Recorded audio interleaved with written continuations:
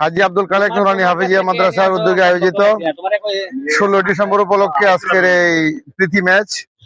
এই খেলায় অংশগ্রহণ করছেন হাজী আব্দুল খালেক নুরানী হাফিজিয়া মাদ্রাসার ছাত্ররা।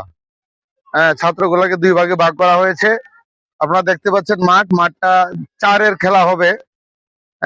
6 মারলে সাধারণ খেলায় 6 মারলে মানুষ উল্লাস করে, যেখানে 6 মারলে আউট হয়ে যাবে, ঠিক আছে। আর ইন্টারন্যাশনাল নিয়মে এলবি থেকে শুরু করে বাইটাই সবকিছু থাকবে খেলার মধ্যে। আমরা দেখতে পাচ্ছি আমাদের মধ্যে মাদ্রাসার সভাপতি, সাধারণ সম্পাদক, এলাকার বিশিষ্টজন, আমাদের ছোট ভাই পারভেজ সহ মুহতামিম সবাই হাজির হয়েছেন। আমাদের শাহজাহান ভাইও আসছেন আলহামদুলিল্লাহ।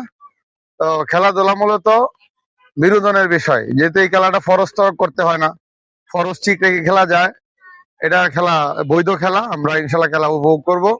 আমি এখন আহ্বান করব মাদ্রাসার সভাপতি সাহেব ব্যাটিং করবে আর বল করবে মোস্তফা, এর মাধ্যমে খেলা উদ্বোধন হবে।